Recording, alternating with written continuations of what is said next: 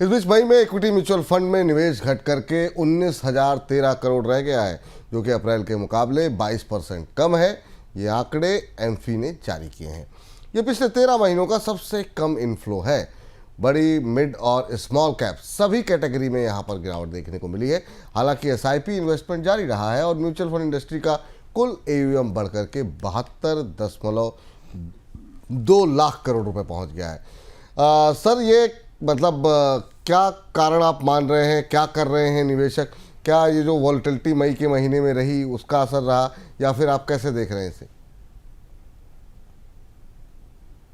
Mutual fund के ताजे आंकड़ों में, जनवरी के बाद के आंकड़ों में भारत के लोगों के निवेश के व्यवहार के बारे में बेहद दिलचस्प तथ्य छुपे हैं, जो हमको इन आंकड़ों से निकलकर दिखते हैं, जो भारत के निवेशकों के लिए, म्यूचुअल फंड निवेशकों के लिए जानना बेहद ज़रूरी है। बड़े आंकड़े तो एयूएम बढ़ने के हैं, इक्विटी म्यूचुअल फंड में इनफ्लो घटने के हैं, ओवरऑल एसआईपीज के लगातार जारी रहने के, लेकिन जब हम भीतर से जाके देखें तो हमें दो महत्वपूर्ण सेगमेंट दिखते हैं। पहले सेगमेंट में ये कि मैं ये समझने की कोशिश करते हैं कि निवेशक दरअसल कर क्या रहे हैं म्यूचुअल फंड के भीतर।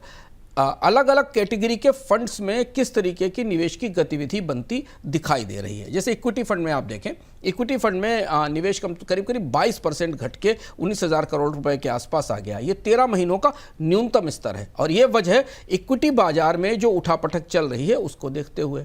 लार्ज कैप फंड, जो कि बाजार के सबसे, म्यूचुअल फंड निवेशकों के सबसे डार्लिंग फंड्स हैं, जिनमें सबसे ज़्यादा लोग पैसा लगाते हैं, बाजार में बड़ा हिस्सा भी इनका है क्योंकि इनमें मूवमेंट तेज होते हैं, 53% की गिरावट है। स्मॉल कैप फंड में 20% की गिरावट हुई है, यानी ये दूसरा जो हिस्सा है लार्ज कैप के बाद स्मॉल कैप, उसमें भी गिरावट हुई। जबकि इसके ठीक उल्टे हाइब्रिड फंड और पैसिव फंड और इंडेक्स फंड में रुचि बढ़ी है। अब यहाँ पर आप निवेशकों के व्यवहार का एक फर्क समझ सकते हैं कि जो हाई रिस्क वाले म्यूचुअल फंड हैं उनमें निवेश घट रहा है, जबकि हाइब्रिड और पैसिव फंड, जहाँ थोड़ा सुरक्षित निवेश है, जोखिम कम है, वहाँ निवेश बढ़ रहा है। एक और आंकड़ा हमें मिला इसमें कि महिला निवेशकों की संख्या करीब 25% हो गई है एयूएम में, और पुरुषों का हिस्सा 33% है। पुरुषों के पोर्टफोलियो तेजी से बढ़ रहे हैं। एक और महत्वपूर्ण बात जो इसमें दिखाई दी कि 5 साल से ज़्यादा पुराना एयूएम दोगुना हो गया है करीब 2019 की तुलना में, और 90% से ज़्यादा म्यूचुअल फंड डिजिटल माध्यम से खरीदे जा रहे हैं। तो ये भीतर का डेटा है जो हमें एमफी के आंकड़े से निकलकर दिखाई देता है। सर, ये जो नंबर्स देखने को मिले, आइए निवेशकों के व्यवहार के बारे में, उनके इन्वेस्टमेंट के तरीकों के बारे में क्या कुछ चीज़ें सामने निकल करके आ रही हैं इसमें?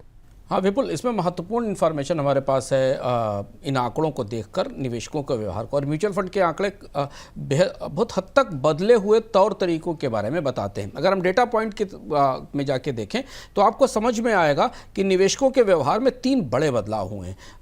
मई में इक्विटी फंड से करीब 37,000 करोड़ की निकासी हुई, निवेश में 22% की गिरावट हुई, यानी छोटे से नुकसान के डर पे भी निवेशक अपना पैसा म्यूचुअल फंड से निकाले ले रहे हैं। और म्यूचुअल फंड छोटे से नुकसान को कवर करने की तमाम व्यवस्थाएं रखते हैं, पर निवेशकों का जो भय है, जो जोखिम से डर है, वो इसमें स्पष्ट रूप से दिखता है। दूसरा, इसमें एंकरिंग बायस दिखता है। निवेशक स्टॉक की तरह म्यूचुअल फंड को ट्रीट कर रहे हैं। वो एक पुराने मुनाफे को, जो पहला एक लेवल था म्यूचुअल फंड पर रिटर्न का, उस रिटर्न को बेस मान लेते हैं और उस पर मुनाफा ला करके निकलने की कोशिश करते हैं। तो ये 2 बड़ी चीजें हैं जोखिम की साइड से, जो नहीं होनी चाहिए एक म्यूचुअल फंड के व्यवहार में, क्योंकि जब एंकरिंग बायस में आप चले जाते हैं तो आप कंपाउंडिंग का और भविष्य में जब रिकवरी आती है उसका नुकसान उठाते हैं। दूसरी बड़ी चीज़ है कि तमाम म्यूचुअल फंड निवेशक खराब फंड में फंसे हुए हैं। आंकड़ा हमने देखा 15.7% एयूएम 5 साल से पुराना है, जिसमें कि निवेश निष्क्रिय है, जोखिम में भरा हुआ है, लेकिन इसके बाद भी निवेशक उसमें फंसे हुए हैं। जब पूंजी खराब फंड में फंसती है तो बेहतर निवेश के अवसर टूटते हैं। और दूसरी चीज़ है कि कम जोखिम की वजह से अब निवेशक सुरक्षित फंड चुनने लगे हैं, जिनमें हाइब्रिड और पैसिव फंड हैं। और इसीलिए हमने देखा कि जो मई का आंकड़ा हमारे सामने आया है एमफी से, उसमें इक्विटी फंड्स में निवेश कम हुआ, जबकि हाइब्रिड और पैसिव फंड में निवेश बढ़ाया गया है। एक और गलती पाएगी मार्केट टाइमिंग को लेकर। मई 2025 में जो आंकड़े हमारे पास आए, उसमें ब्याज दरों में उतार चढ़ाव की डर से लिक्विड फंड से विपुल करीब 40,250 करोड़ रुपए निकाल लिए गए। स्मॉल कैप से फंड की निकासी बनी रही, लेकिन एसआईपी निवेश बना हुआ है और ये 26,000 करोड़ पर है। ये देखने की बात है, लेकिन निवेशकों के व्यवहार में खासा बदलाव आया है।